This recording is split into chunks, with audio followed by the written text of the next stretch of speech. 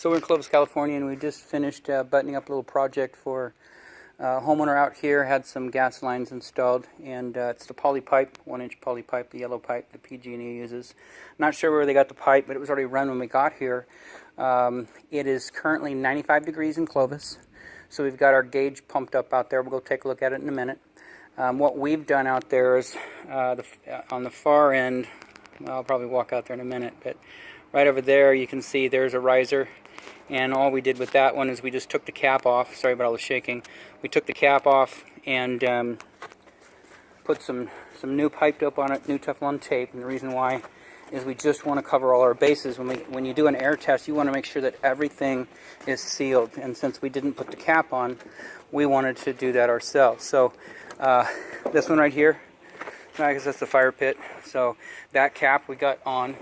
Over here, we put this T and 90 on, and you'll have to adjust this. When you go to sand this all back in and get ready to pour, I'd take the time to check it. You know, when you go to backfill this stuff, it should be backfilled with sand, and then it's going to move the pipe around back and forth, you know, side to side. So just check it and, you know, make it as, you know, as nice as you can or as you want. I mean, if you want it sticking out of there crooked, it's not going to hurt anything. It just any piping, hard piping that you do is going to be crooked to reflect the pipe. So anyways, enough said about that. So we got two unions here coming out of the ground. Reason being is you can't tie anything together with rigid pipe without unions. So unions and then a cap on the top, and that you can take that whole nipple out, do whatever you need to do, get your valve on, and you know, get your supply line over to your fixture here. Same thing over here, T and a 90 unions, and then of course the gauge. It's right here, and it is at 65. I'm going to say it's just under 65, so kind of hard to see, but it needs to stay there. Let's put it that way. 65 pounds. The test calls for 60, at least that's what we read yesterday. So it needs to stay, you know, it needs to stay at 65. So if it's 95 degrees out here, that gauge should read 65. The test, I don't know, the normal test is 10 pounds for 15 minutes. I'm not sure what the 60 pounds for how many minutes. I'll have to go look at the card again and see what it is, but we'd like to see it stay at 65. That's just, you know, at 95 degrees. Or, you know, 93, 96, whatever, or 94 or 96, somewhere in there. The temperature has to be the same for that gauge to read the same, so keep that in mind. So you'll have to wait till the middle of the day. If it's hotter tomorrow, then by the time you get home it might be hotter out, so it should go up a little bit, but anyway, so enough yakking about that. So homeowner wanted all this tied together. The original person that did the plumbing out here just stubbed them up and left them disconnected. They weren't tied together. So now we have this one gauge, and it tests all the lines over there, over here, all the way back to the house. So that's good. One thing I don't like is they used they didn't use any constab fittings, and probably because they're a little more expensive, I guess. But you can see these guys right here, the little yellow couplings. Those, to put them on, you need to rent a tool. And it's not just, you know, heated up with a blowtorch or something. That guy right there, there's a tool for heating that stuff up, for heating the pipe and the fitting up, so that it fuses together correctly and you don't get any leaks. So everything that we've done is above ground. All the iron pipe there, cap over there, and you can see, so union, nipple, T, 90, nipple, bell reducer, and then the gauge is one of the existing ones from the other person that did the plumbing out here. Same thing here, union, nipple, T, 90, and then just a plug. That'll come out when you get ready to tie everything back in. So it's looking good right now. We're going to go through and spray it with our soap and make sure that we don't have any leaking up here. So it's at 65. It hasn't budged. Hasn't been that long, but you know, if you pump it up and it starts dropping right away, then you know you got trouble somewhere. So those fittings I showed you in the ground, the yellow couplings, don't like them. I called Clovis Polycon and sent a piece over to him to show him what's happening in this pipe. You can see, looks like cauliflower in there. So the inside diameter of the pipe is congested when they shoved it in there. Either he overheated, something, I don't know. All I know is the end of the pipe is smashed in there. and it restricts the flow. If it's sealed, great. I don't care. Whatever, I mean, I do care. I want the gas to flow correctly out to there because you've got 3 different fixtures out there. But we didn't install the pipe, so hopefully everything's good down there and they don't have any more couplings. These are the constab fittings. These guys right here, you can see the black fittings.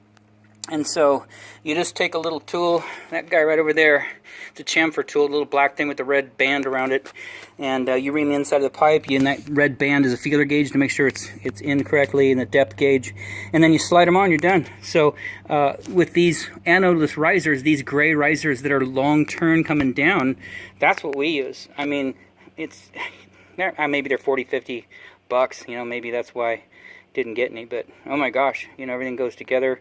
And I guess, you know, the sleeve, you know, if you've got any of those couplings in the sleeve, they wouldn't fit in that sleeve. I did call City of Clovis and talk to their chief building inspector, Mike McElvey, and I probably butchered his last name. He used to be Fresno County. He's now with Clovis, and he's the lead guy. He's who I ask these questions. So I told him about gas line running in the pool. He says not where he would put it, but he said there's nothing against going underneath the pool, but he also said that there's no need for the sleeve. It's not like in a house, in an island where you have a gas appliance and you have, you know, gas going up there, you know, into the building, and there's nowhere for it to vent out or whatever. So he said it's just going under there. You don't need the sleeve, but the sleeve's in, so we're not taking it out. We're just going to leave it alone, and hopefully all the pipe that's in that sleeve is sealed correctly. If there's any couplings in there, you know, we don't know where they're at. We didn't install it.